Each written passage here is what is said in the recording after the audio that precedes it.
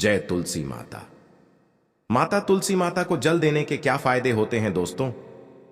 एक बार की बात है, देवर्षि नारद भगवान श्री कृष्ण से मिलने के लिए द्वारिका नगरी में पधार हैं। नारद जी को देखकर भगवान श्री कृष्ण प्रसन्न होकर उनका स्वागत करते हुए कहते हैं, आइए देवर्षि, द्वारिका में आपका स्वागत है। आज किस प्रयोजन से द्वारिका में आपका आगमन हुआ है? नारद जी कहते हैं, हे प्रभु, आप सब कुछ जानते हुए भी पूछ रहे हैं। हे भक्त वत्सल, अगर दास को आज्ञा दे तो आपसे मैं कुछ पूछने की चेष्टा करता हूं।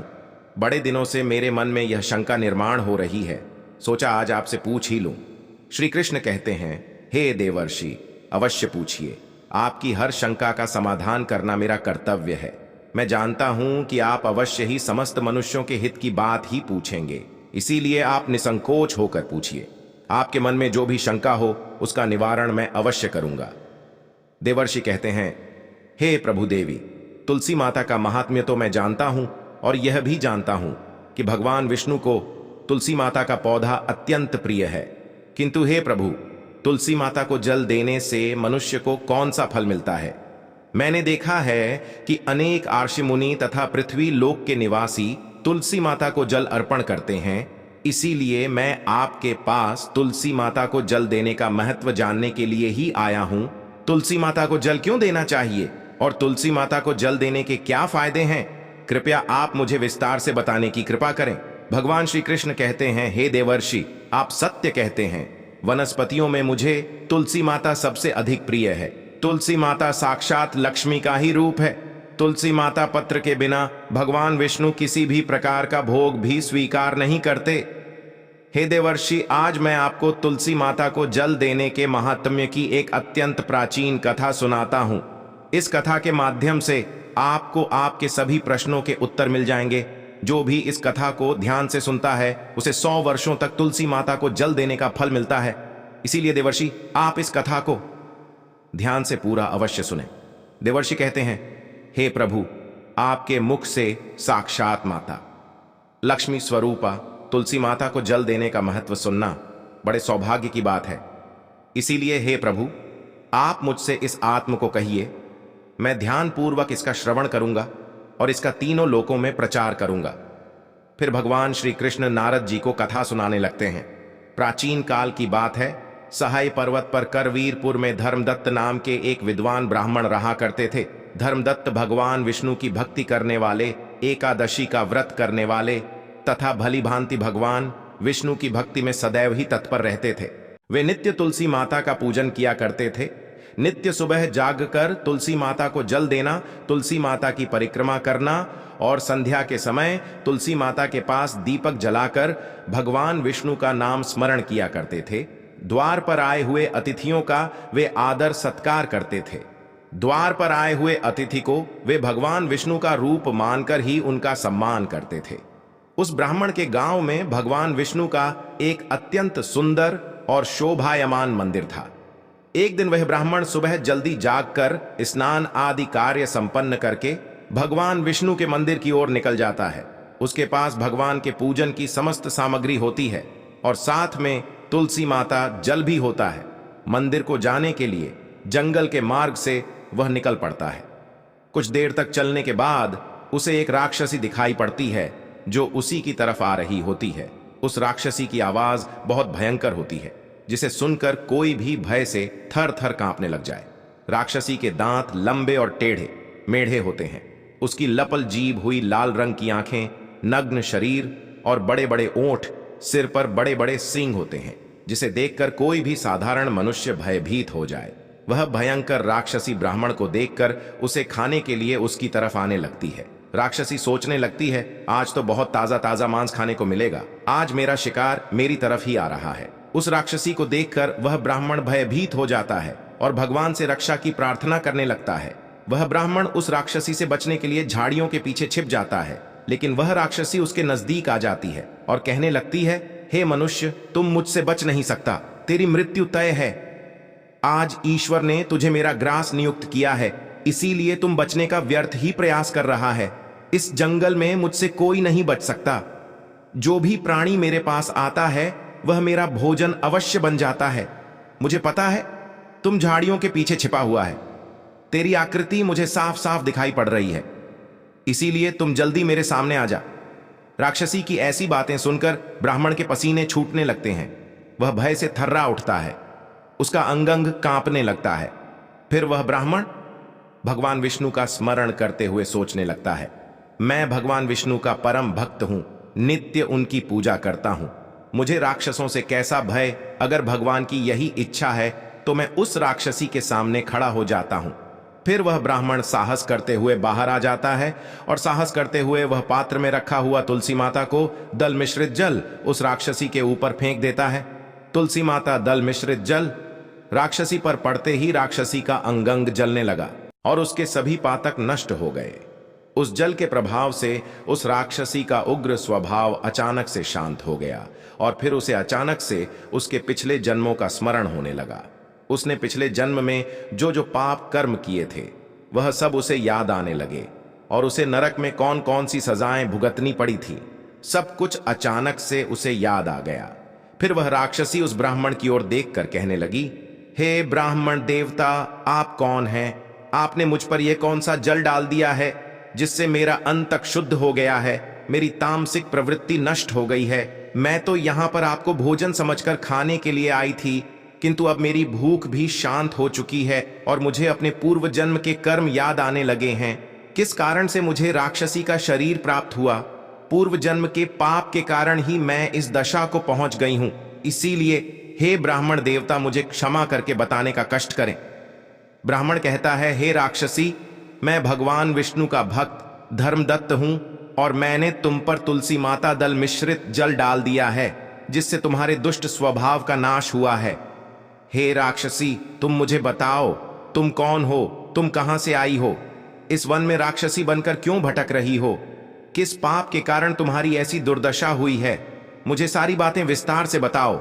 यदि तुम्हारी मुक्ति का कोई उपाय हो तो मैं अवश्य करूंगा। फिर वह राक्षसी कहने लगी, हे ब्राह्मण देवता, मैं आपको मेरे पूर्व जन्म का वृतांत सुनाती हूं। पूर्व जन्म में सौराष्ट्र नाम के नगर में भिक्षु नाम के एक ब्राह्मण रहा करते थे जो अत्यंत गुणवान, पुण्य तथा धर्म का पालन करने वाले थे। मैं उन्हीं की पत्नी थी और मेरा नाम कल था। उस जन्म में मैं बड़े भयंकर स्वभाव की स्त्री थी। मैंने वचन से अपने पति का कभी भला नहीं किया, कभी उन्हें भोजन नहीं परोसा। मैं अकेले ही मिष्ठान्न भोजन करती थी और पति को बासी अन्न खिलाती थी। मैंने हमेशा अपने पति की आज्ञा का उल्लंघन किया, कभी उनकी कोई बात नहीं मानी, हमेशा अपनी ही मनमानी करती थी। कलह करना मुझे विशेष प्रिय था। मैं सदैव ही अपने पति के साथ कलह करती थी। मैंने अपने पति के माता पिता की कभी सेवा नहीं की, उनके साथ सदैव ही दुर्व्यवहार किया। मेरे पति मुझसे सदा दुखी रहते थे। मेरे आचरण से उन्हें बहुत कष्ट होता था। मेरे दुष्ट आचरण से दुखी होकर मेरे पति ने दूसरी स्त्री से विवाह करने का विचार किया। तब मैंने क्रोध में आकर विष खाकर अपने प्राण त्याग दिए। फिर यमराज के 2 दूत मुझे लेने के लिए आ गए और मुझे पाश में बांधकर पीठ हुए यमलोक लेकर गए। यमदूतों ने मुझे यमराज के सामने खड़ा कर दिया। यमराज का विकराल रूप देखकर मुझे बड़ा भय लगने लगा। मुझे देखकर यमराज ने चित्रगुप्त से कहा, हे चित्रगुप्त, देखो तो सही, इस स्त्री ने अपने जीवन में कौन से कर्म किए हैं और उसके सभी पातक नष्ट हो गए। उस जल के प्रभाव से उस राक्षसी का उग्र स्वभाव अचानक से शांत हो गया और फिर उसे अचानक से उसके पिछले जन्मों का स्मरण होने लगा।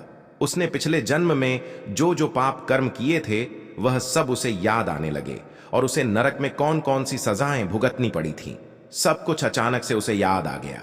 फिर वह राक्षसी उस ब्राह्मण की ओर देखकर कहने लगी, हे ब्राह्मण देवता, आप कौन हैं? आपने मुझ पर यह कौन सा जल डाल दिया है जिससे मेरा अंतक शुद्ध हो गया है, मेरी तामसिक प्रवृत्ति नष्ट हो गई है।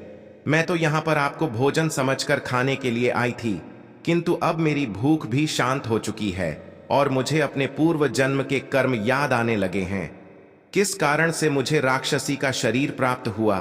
पूर्व जन्म के पाप के कारण ही मैं इस दशा को पहुंच गई हूं। इसीलिए हे ब्राह्मण देवता, मुझे क्षमा करके बताने का कष्ट करें।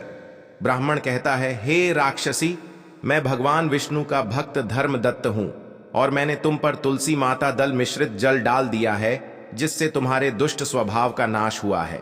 हे राक्षसी, तुम मुझे बताओ, तुम कौन हो? तुम कहां से आई हो?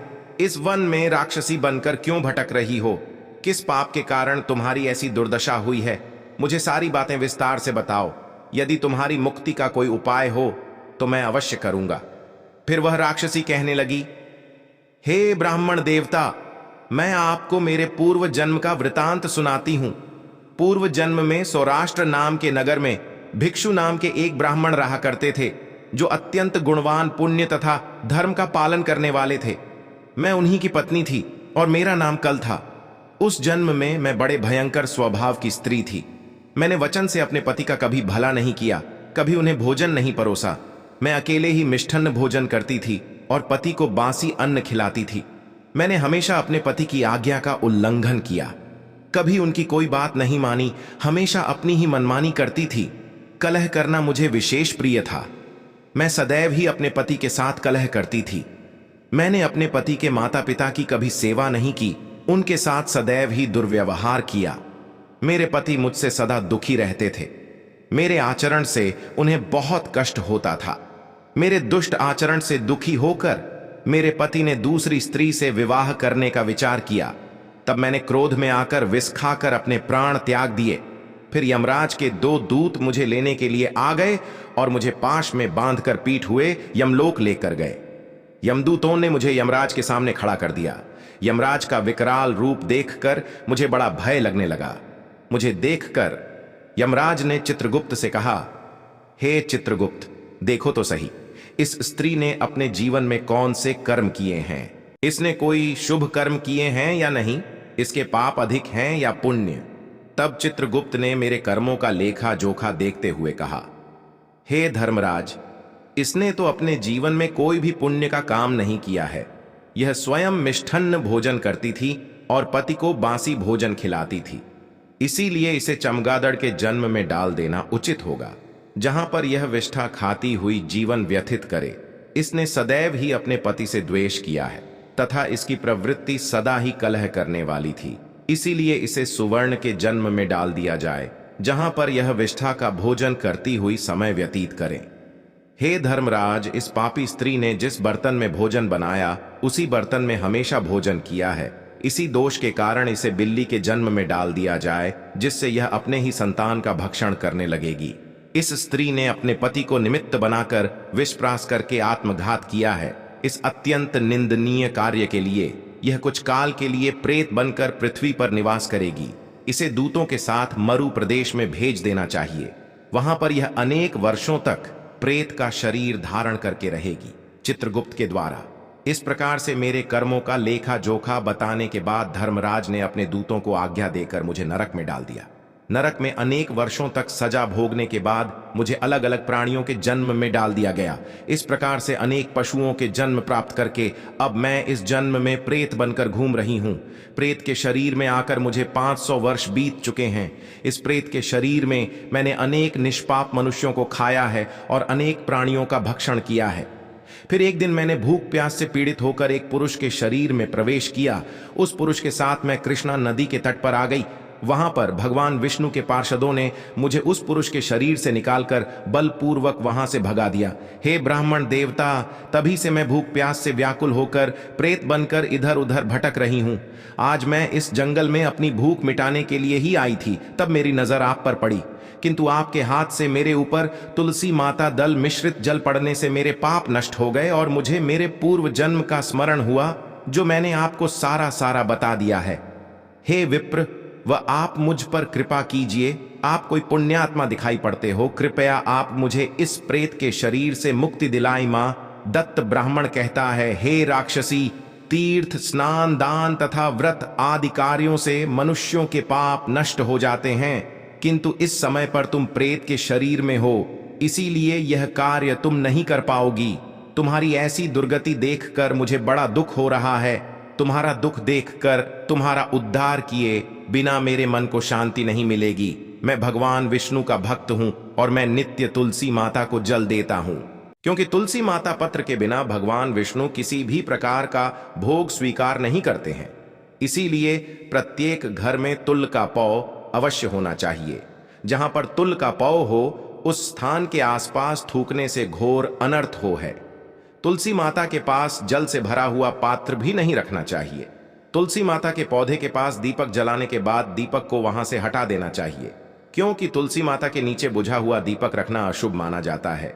जिस स्थान पर भी तुल का पौधा होता है उस स्थान को हमेशा ही स्वच्छ रखना चाहिए। इसीलिए नियमित रूप से तुलसी माता के पौधे का पास साफ सफाई का ध्यान रखें। शास्त्रों के अनुसार मासिक धर्म के दौरान महिलाओं को तुलसी माता के पौधे में पानी नहीं डालना चाहिए और तुलसी माता को स्पर्श करना भी वर्जित है। तुलसी माता को बिना स्नान किए जल नहीं देना चाहिए और पैरों में चप्पल आदि पहनकर भी तुलसी माता को जल ना दे। तुलसी माता को जल देते समय ध्यान रहे कि वह जल आपके पैरों पर ना पड़े, इससे तुलसी माता का अपमान होता है। श्री कृष्ण कहते हैं, तुलसी माता के दर्शन से मनुष्य को स्वर्ग की प्राप्ति होती है और तुलसी माता पत्र के सेवन से उसके सभी पाप नष्ट हो जाते हैं। तुलसी माता का पौधा हमेशा ही घर के सामने लगाना चाहिए। इसे पूर्व अथवा उत्तर दिशा में लगाना सबसे अधिक शुभ होता है। हे देवर्षि, इस प्रकार से मैंने आपको तुलसी माता को जल देने का महात्म्य सुना दिया है। अब आपकी सभी शंकाओं का समाधान हो गया होगा। देवर्षि कहते हैं, हे प्रभु, आप धन्य हैं। आपके मुख से तुलसी माता को जल देने का महात्म्य सुनकर मुझे बड़ी प्रसन्नता हो रही है। इस कथा का श्रवण करके मेरे मन की सभी शंकाओं का समाधान हो गया है। अब मैं इस कथा का तीनों लोकों में प्रचार करूंगा। तो दोस्तों, इस प्रकार से भगवान श्री कृष्ण ने तुलसी माता को जल देने का महात्मा नारद जी को सुना दिया। आपको यह कथा कैसी लगी? कमेंट करके अवश्य बताएं। आपने इस कथा को ध्यान से पूरा सुना, इसलिए आप सभी का धन्यवाद। आप इस कथा को शेयर करके इसका प्रचार अवश्य करें। अगर जानकारी अच्छी लगी तो वीडियो को लाइक जरूर करें। कमेंट में जय श्री कृष्ण अवश्य लिखें। साथ ही चैनल ज्ञान गुरु वॉइस को सब्सक्राइब करें।